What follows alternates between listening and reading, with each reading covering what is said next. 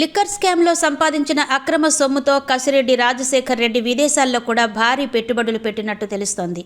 ఈ స్కామ్లో కసిరెడ్డి కొట్టేసిన సొమ్ము అక్షరాల 3,200 కోట్ల రూపాయలు. ఈ సొమ్ముతో తెలంగాణ, ఆంధ్రప్రదేశ్లోనే కాకుండా విదేశాల్లో కూడా భారీగా పెట్టుబడులు పెట్టినట్టు వెల్లడైంది.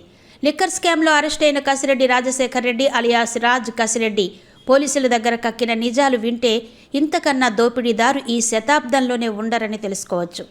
నెలకు ఎలా లేదన్న 50 నుంచి 60 కోట్ల రూపాయలు ముడుపుల రూపంలో తీసుకునేవాడని సిట్ విచారణలో తేలింది.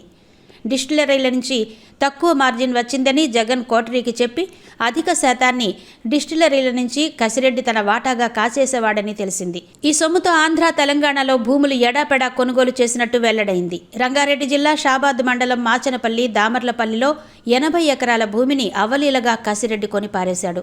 ఇది కూడా ఎటువంటి భయం లేకుండా తన పేరు మీద, తన తల్లి కె సుభాషిణి పేరు మీద, తన కంపెనీ యశాన్వి ఇన్ఫ్రా ప్రాజెక్ట్స్ లిమిటెడ్ పేరు మీద కొన్నాడు. అంతేకాదు గచ్చిబౌలిలో ఖరీదైన 4.15 ఎకరాల భూమిని కొని దాన్ని ప్రైడ్ ఇన్ఫ్రాకాన్ ఎల్ఎల్పికి డెవలప్మెంట్కి ఇచ్చేశాడు. సాహితీ ఇన్ఫ్రా ప్రాజెక్ట్స్ నుంచి 326 చదరపు గజాల స్థలాన్ని గచ్చిబౌలిలో కొనేశాడు.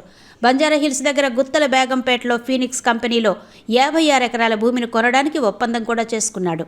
హైదరాబాద్ గండిపేట దగ్గర వట్టినాగులపల్లిలో 10 ఎకరాల భూమిని కసిరెడ్డి కొనేశాడు. ఈ భూముల కొనుగోలు మొత్తం 2020 నుంచి 2023 మధ్యనే కావడం గమనించదగ్గ విషయం. అంతకుముందు నిక్కర్ వేసుకోవడానికి కూడా దిక్కులేని కసిరెడ్డి లిక్కర్ సొమ్ముతో 3 ఏళ్లలో వేల కోట్లకు అధిపతి అవ్వడం చూస్తుంటే వ్యవస్థ ఎంత లోపభూయిష్టంగా ఉందో అర్థం చేసుకోవచ్చు.